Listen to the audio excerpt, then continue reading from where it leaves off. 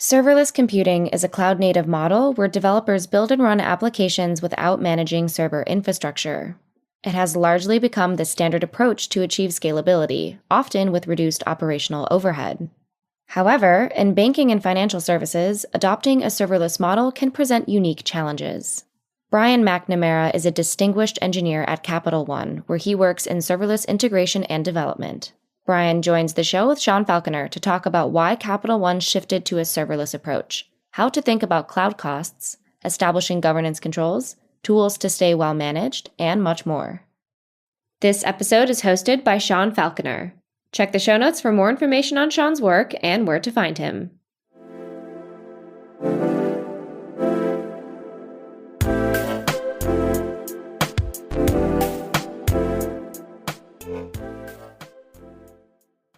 Brian, welcome to the show. Hey, Sean, thanks so much for having me. Yeah, so to start our conversation, can you explain a little bit about your role at Capital One? Sure. So I'm a distinguished engineer at Capital One. Essentially, that's a senior IC role.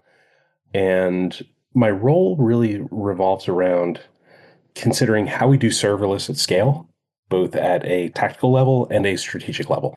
So at a tactical level, I have the opportunity to engage with different teams who are looking to adopt serverless compute, help them run through any outstanding questions that they might have around the technologies, help them decide which compute may be better for their given workloads. But then we also have the opportunity on my team to actually work with others across the enterprise. So in terms of where I sit at Capital One, I'm in the retail bank, but I have the opportunity to really work with partners in other lines of business like our card business, enterprise, cyber, ML. So it's really nice to operate really both at a very high level and really a very low level too. When you reach sort of the level of distinguished engineer within an organization, is that kind of your primary thing that you're doing day to day? Like you're instead of necessarily sort of hands on keyboard coding, you're a little bit more of like a thought leader within the company and working with some of these other teams to help them, invest in certain technologies where you have deep expertise in. I'll say yes. And so one of the nice things about the distinguished engineer role at Capital One specifically is, you do have the ability to influence really how a large engineering organization works or considers problems. So in that sense, we do get to work on the big boulders. In my role, though, it's actually a really good blend in that I do get to get my hands on the keyboard. So while I may not support feature teams and actually write production code, I am working on ways, whether it's in sample applications or templates, looking for ways to help streamline the overall adoption of serverless at Cap One. Okay. And what would you say is kind of like the primary difference between operating at this level as an engineer versus, say, being at maybe like a senior or staff engineer level? Yeah. So I think, and I mean, obviously, this is my experience. It's the ability to influence strategy, I think, is one of the main differentiators. So while I do get to work with those feature teams who are looking to adopt serverless compute, it's, working with our, partners across the enterprise, not just within a single line of business. And that really, I think, allows us to take a more holistic view in how our engineers approach solving business problems with serverless technology. I see. And why did Capital One decide to make this transition to serverless technology? Great question. So, if you look back at Capital One's history, we really started our cloud journey in 2014. And, if we look at how we've adopted cloud technologies over the years, I think it followed more or less, I hate to say a traditional pattern, but you could look at initial efforts revolved around, like literally lift and shift. So, moving existing stacks from on-prem to the cloud. But really, as the years progressed, our leadership was looking for ways to improve the overall developer experience and quite honestly, reduce developer burden, letting developers focus on what they do well. So, really in 2021, we made a declaration that we were going to be a serverless first company. And what that's meant is, for newer projects, newer applications, not that you have to go serverless first, but serverless technologies like Lambda and like AWS Fargate should be considered first. And if we look at the reasons why, One of the canonical examples that people provide for, why any organization goes serverless is lower cost. I think it makes sense to unpack that a little bit more. If we look at, what's driving that cost, there are really three components. There's the engineering cost, there's the cloud infrastructure cost, and then there's the maintenance cost. If we look at the cloud compute cost, you may actually find that serverless, when compared with an equivalent or an analog for an instance-based compute, may actually be more expensive. So, people often hold up cloud costs as a reason to not consider serverless. I think our leadership has looked beyond that and said, well, really, if we look at what's really driving overall cost or, the total cost of ownership, it's not necessarily only cloud cost. We have to consider maintenance cost and the ability to innovate. And I think really that's what serverless provides. If we look at the dimensions of what constitutes serverless compute, really it's all about minimizing management cost. So yes, there are servers in serverless, but you don't have to manage them. You don't have to patch them. You can have compute that scales to really, really high levels if needed, but can also scale down to zero if needed too. You also have compute that really runs when it's needed to. So in response to business events, and you have built-in resiliency. So looking at, let's say, a service like AWS Lambda in particular, you get high availability out of the box. Whereas if you look at instance-based compute, you may need to consider like, okay, how resilient do I want this application to be to different types of failures? Well, with a managed service like AWS Lambda, well, we as customers don't have to worry about that. We can let developers focus on the interesting problems. Yeah, I mean, I think the point you raised there about sort of speed of innovation and being able to sort of potentially plug and play different parts of the stack as essentially the public cloud introduces new technologies. It's a little bit easier to be adaptive versus if you are sort of running this stuff yourself, then in the same way that like a monolithic application, you end up with like this tight coupling of different services, and it makes it hard to be essentially as adaptive because every team kind of needs to be in sync, and it's going to really slow down your progress. If you're running this yourself, you're sort of almost like you're tightly coupling your software to the sort of on-prem system that you're running versus having a little bit more of a decoupling between the service that you're creating and essentially taking advantage of something like public cloud. Does that make sense? Yeah, exactly. Like we're working with wonderful, cloud partners like Amazon. This is a great time of year, where we get to see what Amazon's been working on for the past year.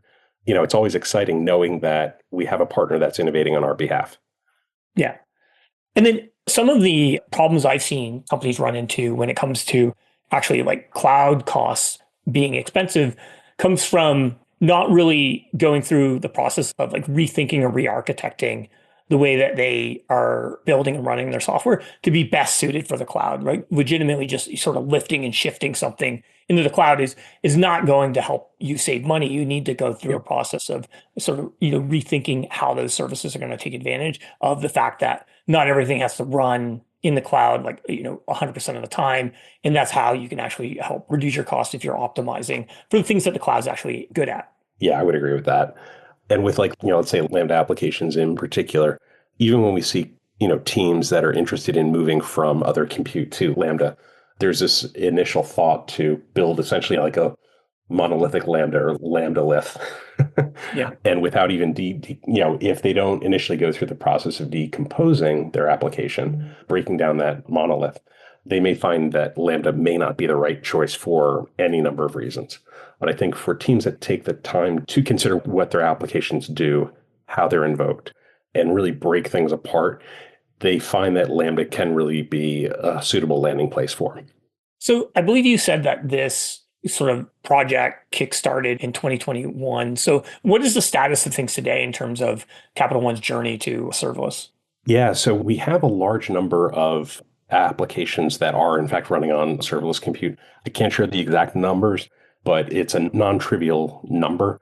And what we've seen for the teams that have made the transition is that they are able to spend time or more time on adding business value, on delighting customers, and much less time on patching infrastructure or, managing availability in the event. Like, as a part of our normal process of launching applications, we ensure that applications are resilient to different types of failures. Well, with serverless compute, that honestly becomes a lot easier. Mm-hmm. We've talked about a couple of the advantages of serverless in terms of, Mhm. the team being able to work faster, be a little bit more adaptive to changes in technology. Is there also an advantage in terms of, bringing engineers into the organization where they might have experience with a lot of these services already, and it's kind of like the way that they're used to working? Yeah, I mean, I would say for us, as a large enterprise, we have about 14,000 engineers.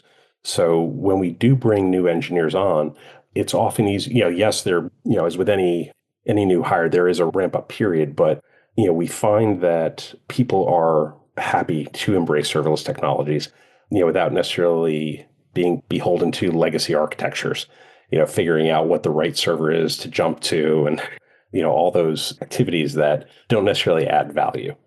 So it's, we find that the more that we lean into managed services, the more productive our developers can be. And then, you don't have to share specifics, but can you Mhm. help maybe for the audience, like shape the amount of like data or traffic that you're dealing with and actually running through AWS? Like how Uh, big is this essentially? so we are, a very, very large AWS customer. Without going into specifics, I can say, you can think of Cap One as a very, very large user of AWS, strategic partner with AWS, akin to a Netflix. So, we are all in on the AWS public cloud. In fact, we shut our last data center back in 2020. So really, whether it's, serverless compute, instance-based compute, storage, we are very, very large users of AWS. Hmm. And what are some of the like high use services that you use within AWS? Like what were some of the like original workloads that you wanted to move over? So we are large users of serverless compute, as you might imagine, but we do also have a large footprint in more traditional compute. So whether it's instance-based like EC2 or ECS on EC2, if we look at other services that are more serverless in nature, S3, we are very, very large users of S3 that powers, a lot of our AI and data analysis workloads. Then there are the connective services like Amazon Simple Node Notification Service, Amazon Simple Queue Service. So really, we don't use all AWS services, but we do use a lot. And what we do use, we're pretty heavy users of. As you might imagine, with, despite being, yes, we are a very, very innovative tech company, but we are a financial services company first. So we do have to be mindful in how services are approved and in how we govern usage, within the developer community. Yeah, So, I'd love to get into details on yeah. that. But one thing before we jump there Sure. is like with many industries, like banking's gone through a lot of transformations, I think, over the last certainly 10 to 15 years. And I Mhm. think like one area that has changed banking significantly is around the fact that now if I'm a customer of Capital One, a lot of my access to my accounts is going to be coming from like a mobile device. Whereas before, maybe I actually had to go into a bank or reach an ATM machine or something like that to make something happen. And I would think that that would have a pretty massive effect on sort of the traffic that you end up seeing because like I can essentially just be hitting that banking app, multiple times a day, Sure. doing transfers, doing refreshes, like all kinds of stuff that you never would have seen before. Yeah. So for us, we have recognized the industry changing from being exclusively to a physical experience to the virtual experience as well. And I think Capital One places a really high value on delighting customers wherever they are. So whether it's in a retail bank itself, whether you're a customer of our retail bank who uses our mobile app or, our website or, similarly a credit card holder, we want to meet you where you are.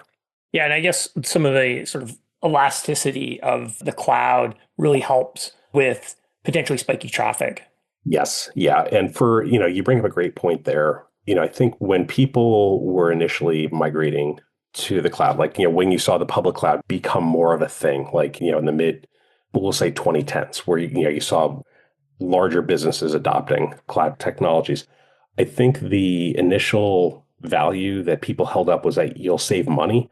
And I don't know if that's necessarily true. I think what you're really buying is elasticity, the ability to be wrong, right? Like if you think about what it takes, like the process of actually racking and stacking a physical server, like there's a whole lot that goes into that. And you better be right. Otherwise, you're living with that decision for a non-trivial amount of time. I think what the cloud offers you is, one, the ability to be wrong. So if you don't get, like, if you're looking at instance-based compute, you don't have to get it just right out of the gate. It's just an API call to destroy that instance. It's an API call to create a new instance. But I think, the point that you bring up about adjusting to customer demand and having that elasticity built in, like even if you get that instance sizing right or the Lambda, function configured with just the right amount of RAM, well, you may need to scale horizontally. And I think that's really the power of the cloud. We don't have to have capacity just waiting. And with each type of compute that is offered by cloud providers like Amazon, it's interesting to look at what the unit of scale becomes and how fast that unit of scale can be applied. With services like Lambda, you can see the unit of concurrency, which is really the unit of scale. You get a large number in your account and in your region out of the box, but depending on your needs, you can work with Amazon to increase those limits as needed. And we've certainly seen use cases where we have had to go well beyond those account default limits. But beyond that, you're able to get more and more capacity and scale to really high levels pretty fast too. Whereas, like, even if you compare, Lambda scaling with, let's say, instance-based auto scaling, you're talking about potentially milliseconds or hundreds of milliseconds versus minutes. So it lets you more closely associate scale with the business value. You don't have to over provision or worry that you're under provisioned. Right. What you need as you need it. Does working in sort of these elastic serverless environments change the way that you have to think about monitoring and observability? I'll say yes and no. So yes, it doesn't change the need, right? There is a need to understand what's happening in your application. That need doesn't go away. Just because AWS is handling, we'll say the underlying infrastructure, it doesn't absolve you of making sure your applications are monitored appropriately. It does change how you do it or the mechanism that you use. So like in many regards, I think working in serverless environments forces you to be more disciplined in how you approach observability. There's no instanced SSH into or, where you can run, HTOP and see which processes are consuming CPU, what you're, or running IO stat or, VM stat. You don't have an instance, right? So like, I think you do need to be more disciplined.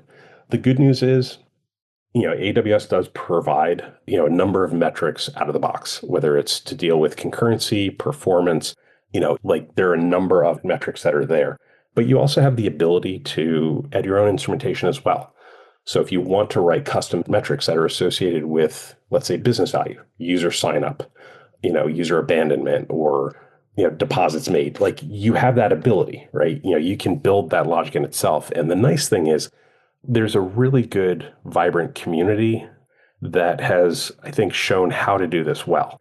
So whether it's, using utilities provided by AWS. So, I'll give a shout out to a capability that AWS offers called AWS Lambda Power Tuning. Initially, power tuning was built to help with observability. So if you look at what the module provides, so there's power tuning for Python, Node, and for Java. The nice thing is logging, metrics, and traces are all first-class citizens in those modules. So you don't have to do a whole lot to get a lot of visibility, which is really nice. But if you wanted to embrace industry standards like OpenTelemetry, like you can do that too. And there is a good story for OTel with Lambda in particular. So if you want to instrument code, you can. Otherwise, you can lean into the SDKs to auto instrument code. Obviously, there are trade-offs there. If you are using a non-compiled language, auto instrumentation, you'll see a penalty at cold start, but you can do it. You don't have to be an OTel expert to get that visibility, which is great. So I wanted to talk a little bit about essentially governance and security compliance. So Fun stuff. Banking's a very regulated, sensitive industry. You have to take care with anything that you're building. Obviously, you're sort of dealing in customer trust. Like, how does that kind of change the way that you have to think about building products when you work at a bank? Yeah. So, at Capital One, security is job one. As you point out, we are working in a regulated industry. We need to make sure that we're doing things the right way from a security standpoint, from a governance standpoint. What that means is that, as new services are introduced, we may not be early adopters, right? We need to do evaluations to determine whether or not services have the necessary controls that we feel they need. So, there's that part of it, making sure, services are imbued with the necessary controls that we need internally. But beyond that, we need to make sure then that our process of building and deploying code also is very rigorous and stands up to compliance. So making sure that all artifacts are versioned, making sure, like some of the practices that we adhere to, we use tools like Open Policy Agent or OPA to make sure that anything that we deploy conforms with our policies, that we're not deploying services that we're not supposed to deploy, making sure that even for the resources that we can deploy, that they are compliant, that we're not using, certain properties, or if we are using certain properties, that they're configured a particular way. So you can get really, really granular. And the nice thing is you can offload burden from your developers in figuring it out, right? Like, so we use OPA so that developers can deploy compliant applications. It's an important part of how we deploy code. Mm-hmm. And then in terms of, the same care that you have to take when potentially adopting new services within AWS, like what is that process like when you look at potentially bringing in, a new library within the actual source code that isn't something that was developed at Capital One? Obviously, I'm sure you must have some checks in place to make sure that there's not some sort of malicious supply chain attack that is hidden within the library or a reference library or something like that. So, as a part of our security process, we do vet new libraries that come in, and we do have internal processes that continually check for vulnerabilities and notify teams when they're using modules that are no longer compliant because they may have a critical CVE. So yeah, like we really try to secure the entire supply chain from build to deploy to, really you're running applications as well. Mm-hmm. Like these governance controls that meet these standards without sort of compromising some of the speed and efficiency that you get from this, serverless development environment? Yeah, it is certainly an interesting question. There is this natural tension, I think, between developers who want to iterate fast and want to deliver and, want to execute on the latest, greatest thing. But I think many of our engineers also recognize the importance of the work that we do, and they're willing to accept a certain trade-off there because we're dealing with people's money and their finances. We need to partner closely, as in engineering organizations or, more developer-focused organizations. We have to partner with our developer experience teams, teams that are actually, managing the CI and CD processes. We have to partner with our cyber teams. We have to partner with our open source management teams. There is a lot of coordination. And, I think if we consider, all that's involved there, really there is this effort to try to shift as much of that as possible away from our developers. So in many respects, we try to both shift left and shift right. So, like when we talk about centralized controls, we want to make sure that our CI/CD pipeline is the choke point, the ultimate decider to determine whether or not something can be deployed. Is it compliant? Is it secure? But we also want to minimize friction for our developers. So their day-to-day should not be spent wondering, am I doing this right? Am I doing this securely?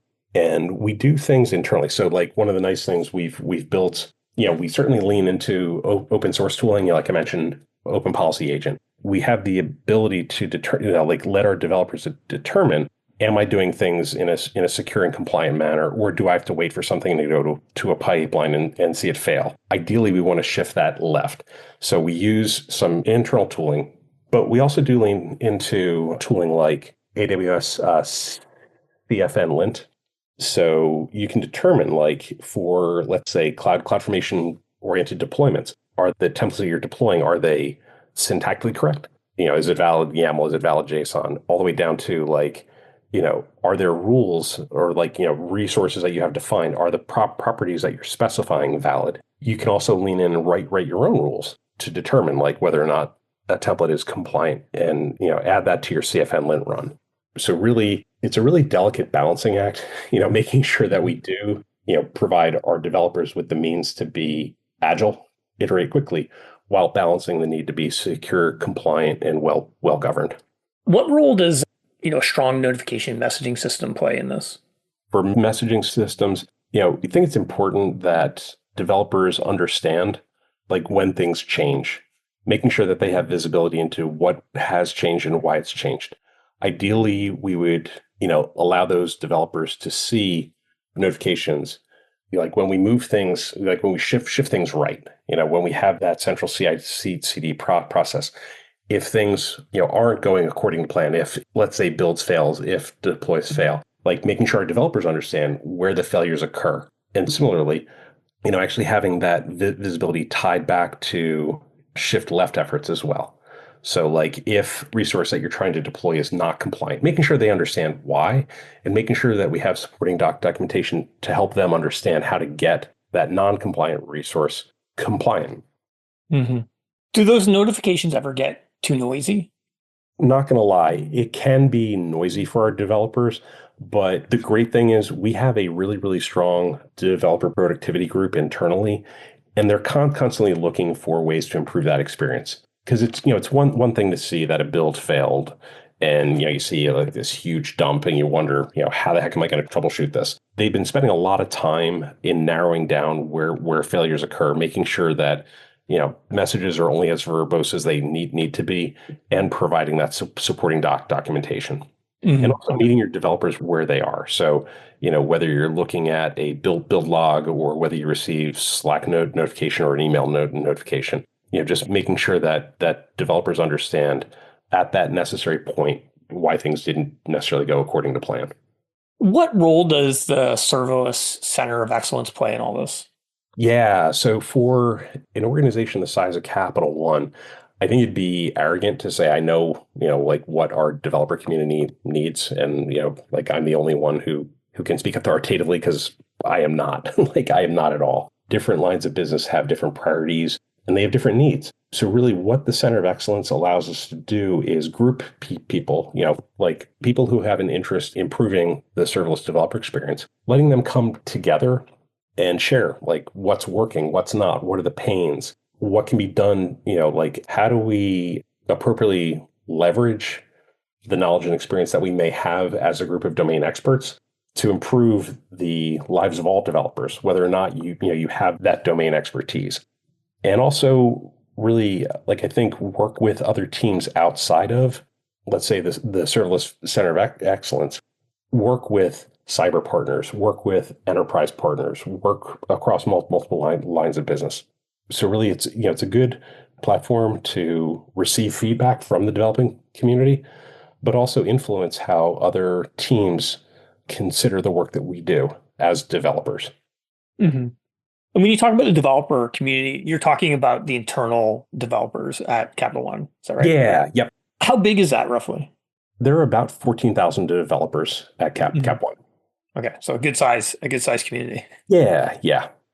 Going back to some of the things that we were talking about, at the beginning there, in terms of some of the reasons for moving to serverless for Capital One, like what were some of the challenges with actually putting that migration in place? Yeah, I think there are a few. One I would say is plain old FUD, fear, uncertainty, and doubt.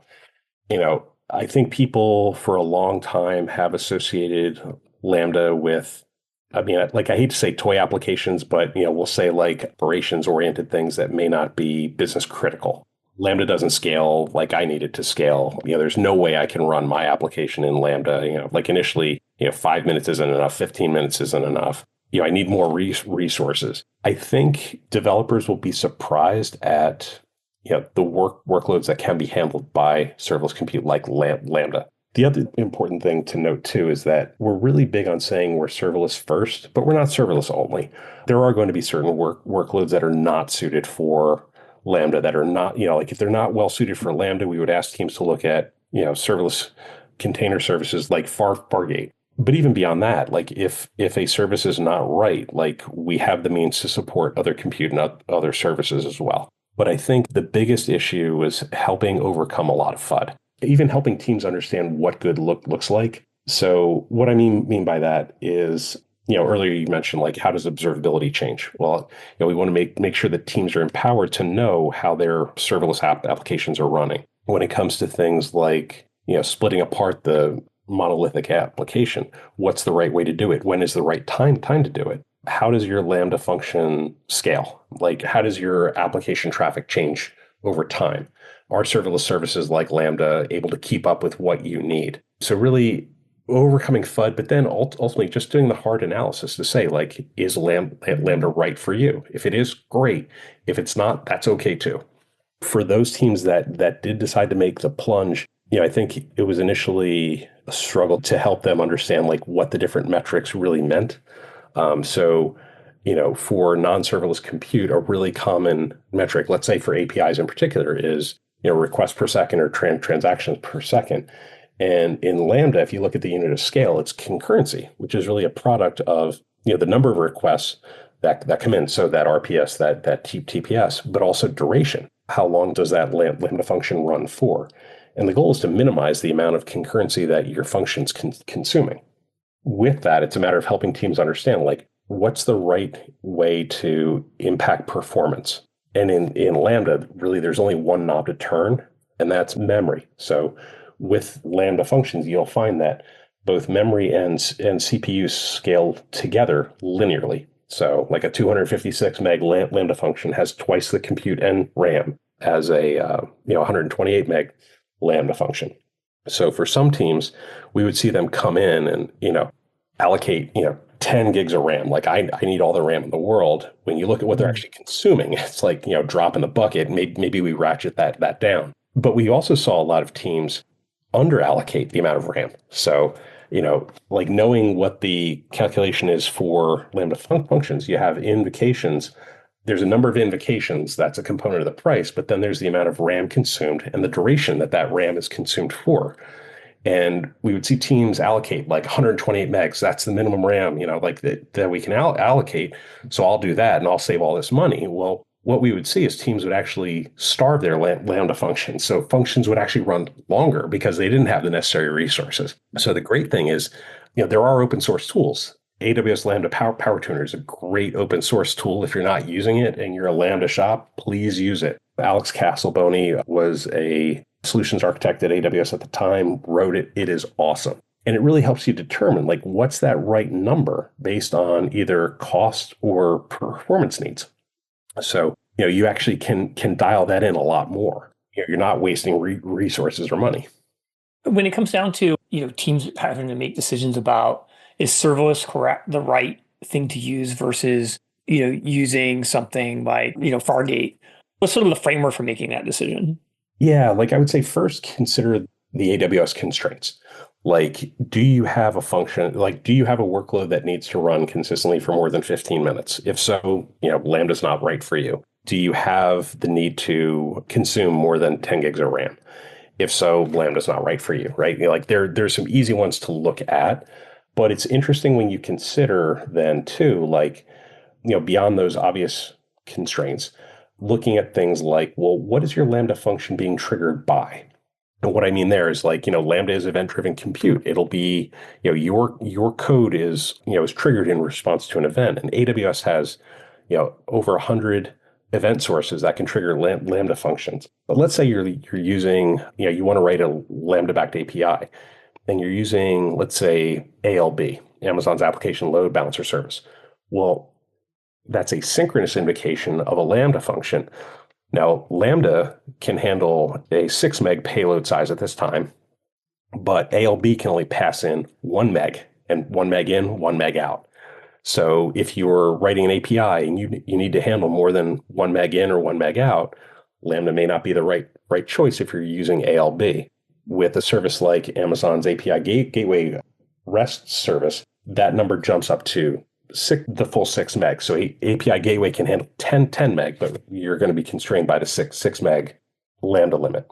So like look at the obvious things like, hey, like what are the physical constraints? Consider what you're looking to integrate with. Beyond that, though, it really gets interesting. One common thing that comes up that would drive someone away is, I have a Java application, Java will never run well in Lambda. Well, I would ask you to revisit your assumptions. There are ways to mitigate things like cold start pains. Consider how often things like that, those cold starts happen. Like, is it something that's happening a lot or not? If it's a synchronous invocation where you have a user on the other end of that request, that cold start may really matter a lot more than an asynchronous invocation. Like, someone uploads an object to S3. Well, you may not have somebody waiting on the other end of that request. So if you have a cold start that takes a little while, so what? Like, it may not matter as much. The other thing too is, the AWS Lambda team is, worked really, really hard over the years to improve that developer experience for, let's say, Java in particular. So you can use services or capabilities like provision concurrency, where you essentially have an AWS management capability that will keep a certain number of Lambda execution environments warm. So you won't have those cold starts for the number of provision concurrent units that you've set. Last year, Amazon also introduced a capability called SnapStart for Java. And I'll be honest, I need to revisit the exact Java version. I want to say Java 17 and higher. I need to double check. But this year, they actually introduced that for Python as well. It was a pre-invent announcement. So, AWS is looking for ways to improve that developer experience and help developers, force them into making a tough choice. Like, is Lambda right? Where do you think reInvent's going on this week? There's tons of announcements. Like, where do you think, serverless is going in the next couple of years? Interesting places. So, like, one of the more interesting announcements I heard this week was on DSQL Aurora, where you have, like, that I think is going to be massive in ways that we can't yet comprehend. That's one. I think durable workflows will be another area. So, like, if you consider how important it is for certain workloads to run to completion, when you have ephemeral compute services like Lambda, state becomes really important. So, like, how do we do that for really important work? That's going to be another one. I think continuing to manage the software supply chain is going to be really important too, and providing visibility into that. And I think last, I would say improving the operator experience. One thing that makes me shudder is when people say serverless is no ops. It absolutely is. Like, it doesn't absolve you from your operational responsibilities.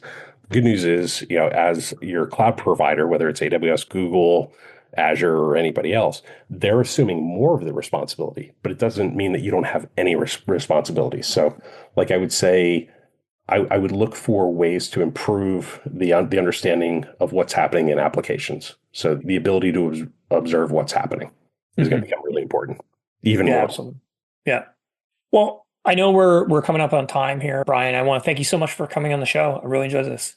Yeah, Sean, thank you so much for the invitation. I really enjoyed the conversation. Cheers.